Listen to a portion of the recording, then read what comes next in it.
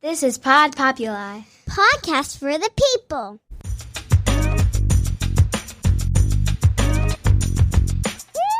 The Great Love Debate. It's the Great Love Debate. The Great Love Debate. It's the Great Love Debate. Hi again, everyone. It's Brian Howie. Welcome to The Great Love Debate, the world's #1 dating and relationship podcast since 2015. I am in the very lovely new studios of Pod Populi in Boca Raton, Florida. Podcasts for the people. And Boca Raton, if you've never been here, it's such a beautiful place. But do you know what Boca Raton means? It means rat's mouth. Where's the Chamber of Commerce in Boca Raton? How can we change that after all these years? Isn't it time to rethink that? Or does everything sound a little bit better when it is said in one of the Romance languages? And Spanish, as you probably know, is a Romance language. There's 7, 8 Romance languages, something like that. They all derive from the same Latin roots, but they're called the Romance language. And I bet you knew that Spanish was one, and I bet you knew Italian was one, and I bet you probably know that French is one. You might not know that Portuguese is a Romance language, but when you think about it, probably could figure that out. But did you know Romanian is a Romance language? Did you know that? You did not know that. Well, now you do know that, great love listener. Fun fact to kick it off. And hopefully everything we speak of and speak about here at the GLD is done so in somewhat of a Romance language, even when we're having a bit too much fun, like on the last episode. Some people get annoyed when we make jokes about a love, and I'm like, if you can make jokes about this, you're probably in the wrong business. But that's the business we're in. And, you know, on the last one, we made some jokes about proposing and engagements. And we make those jokes on lots of podcasts because, let's face it, sometimes this love business is serious business. So we're going to try and lighten the mood every once in a while. And that means making some jokes and some wisecracks and telling some funny stories. But we're also times a bit pensive, and we're often feisty, but we're always hopeful, and we're occasionally a little bit silly. But mostly we want you to laugh and we want you to think. And sometimes I want to laugh and I always want to think. So I was thinking, as I tend to do, especially in a place like Boca Raton, because I roam around in the nice beach and I can think. So let's back up a bit.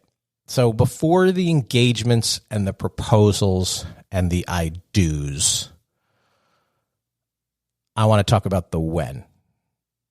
And more importantly, I want to talk about the how, because it's all about the how. Not in how do you propose or how you accept. It's more like, how do you know? How do you know this one, this guy, this girl is the one of all the ones? And most of us have had a ton of ones. So what makes this one the one? And if he or she is the one, how do you know? What does the one look like?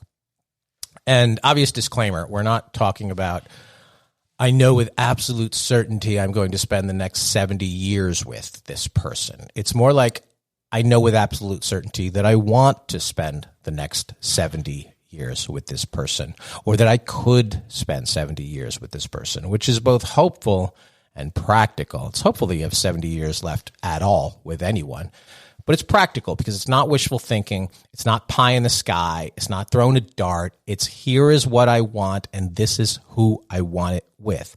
Us. This one plus my one means the two of us together. 70 years. 7 decades with this person. Hopefully you want to be like, yeah, that sounds awesome to me. But how do we know? So what is this feeling of that is sort of the intersection of wanting and knowing, this place where anything and everything meet in one person, in just one person? Who is this one, and how do you know? What is the standard? So some might say, it means I can't picture my life without this person. And of course I like that. That we should all like that. And obviously that makes sense. But don't we think that of a ton of people? And haven't we thought that about a ton of people starting when we were 15 years old? You know, without any of these people getting to the point where they are the absolute one. We thought that of our first boyfriend and our high school girlfriend and that guy from the law firm and that girl with the curly hair. And we've thought that over and over. I can't imagine my life without them. But is that the same as this is the one? Or is it just madness and lust and emotion and alcohol, and it's all just a blur, and looking back, it's a whole lot of what was I thinking? And if that's what you're thinking now or then, that probably is not the one. And sometimes it's something much less passionate or romantic. It's more like this person checks all the boxes. And you know how much we detest checking boxes around here, whether it's on dating profiles or in, making lifelong commitments. It's sometimes people are like, this person has a fine career and they treat me well and they seem like a good parent and I enjoy their family and we look cute in pictures together. So this seems like one that could be, but is that the same as this could be the one? I don't think so. It's more like a one, not the one. And we're here to talk about the one. And how do you know? And what about those who you plan out everything with? The house, the kids, where you live, the kids' names that you're going to have, what your life would look like with this person. Is that enough to think, in quotes, this is the one? That doesn't seem like the most romantic thing either. It seems a little emotionally distant. Is that how you know? I don't think so. Making lists and spreadsheets, is that enough? Is that it? I don't think so. So what is it? Where is the how? I want to get into that today, and I'm going to crack that open just a tad right after this. And we are back. So how do you know? Always has to start with how. How starts with how. How do you know always starts with how? As in Brian Howie.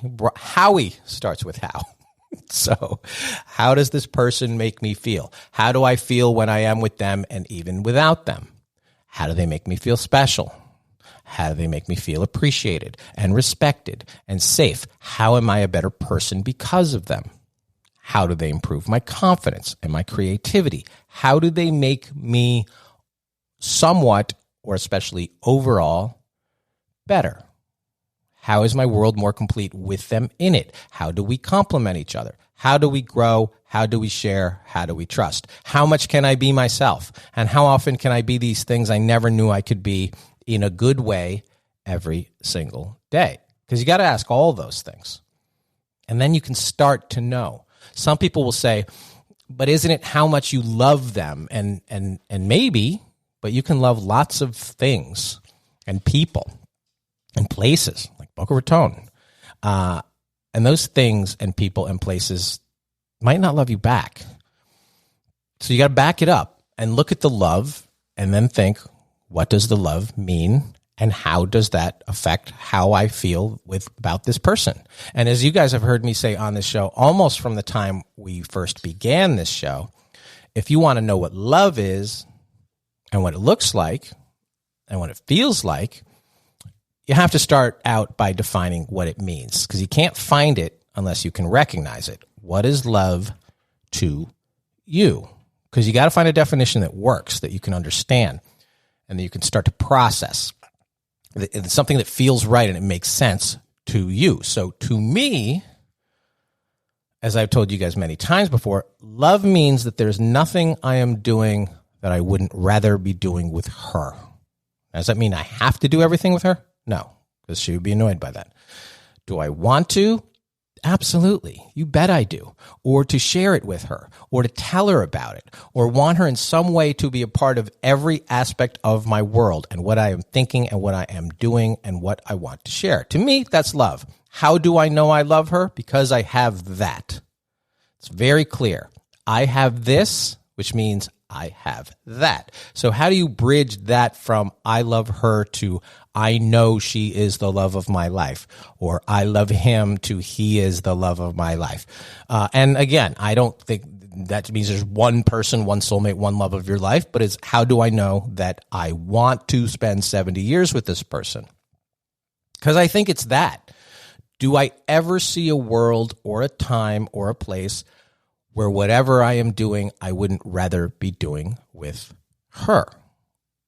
Would every experience and moment and thought, and life is all about experiences and moments and thoughts, wouldn't they be better shared with her? Or if you are not me, with him, you know? So So back it up a little bit again to the proposal engagement thing. You know, every time someone I know gets engaged, I ask them about it.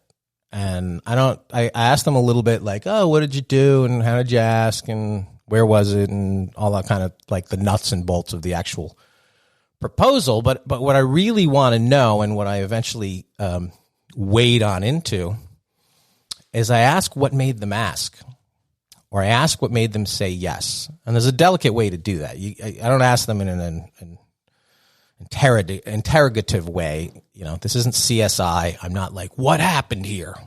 Why did you do that? It's a little more playful. And I'm like, that's amazing. Tell me about it. And tell me about them. And tell me about you guys. Because what I really want to know is, how did you know? And far, far too often, I get some variation on, well, we've been dating for 3 years, so it was time. Or we want to settle down. Or we thought it was we're at that place in life. Or I think she will make a great mom. Or he'll make a tremendous dad. Or all of these things. And all of these answers always made me feel a little bit uncomfortable. And maybe it works for them, and maybe it will work for them. And maybe those reasons, cookie cutter going to thing, maybe that will work out for 70 years, and maybe they'll just go through life together, and that's fine. And God bless them, and I hope that works out. But to me, they seem a bit too practical. And love and life should never be practical, and it absolutely should never be too practical. There should be a bit of risk, and there should be some dreaming to it. And there should be some imagination. What if we did this? Could we do that? And there should almost be some whimsy. I like that word, whimsy. There should be a little bit of that in your relationship and in your future together. How did you know? And then in quotes, oh my God, I love her so much, and she makes me a man I never imagined I could be, and happier than any person could possibly hope. And I don't want to spend 1 second not sharing anything and everything with her. That's how I knew. Don't you want to hear that? Doesn't that make sense? Wouldn't you be like, I want to be the girl on the other end of that, or the guy on the other end of that? But don't you want to think that? Don't you want to feel that? Don't you like that answer? Who wouldn't want to be a part of that? Find that. So you got to look at it like that, and you got to hope for it like that, and then you got to find that. Because if you find that, that's how you know. You got to aim high, and you got to dream big, and you got to be patient, and then go find it. Because how do you know? You'll know. That is how you know. Because you put it in your head, that's the feeling I want. And that's the conversation I want to have. And that's the answer I want to give. When somebody says, how did you know? And you're able to spill that out with that passion, but also with that clarity and with that, of course, this is the one for me, and that's how I knew.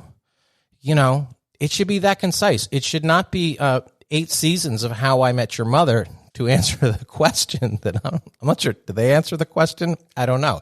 But it went on and on and on because, without giving that answer, that show wouldn't have gone on forever. But when somebody says, how did you know? How did you know that was the one for you? How did you know that it was right? How did you know that it was time? And you give an answer like that, and you absolutely can give an answer like that if only you want to create a scenario for yourself and find a partner for yourself and create a life with this person for yourself that matches that feeling and that answer. That's how you know. So you create this world and this scenario, and then you make this world and you make this scenario a reality. I had somebody say to me recently, I never thought that way before, or I never imagined this path before, or I never thought my life could go this way before about something. And I'm like, that's the key, because if they never thought of it, or they imagined it, or they never dreamed it could be for me, or it could be for them, then there was really no path to get there. And there's no way to have that. But if you think like, this is the answer that I want to give because this is the feeling I want to have, and this is the relationship that I'm going to be in for hopefully the 70 years that I laid out earlier, then that's it. That's how you'll know, and that's how you know. So Little shorter one today. I wanted to get that out. I tend to do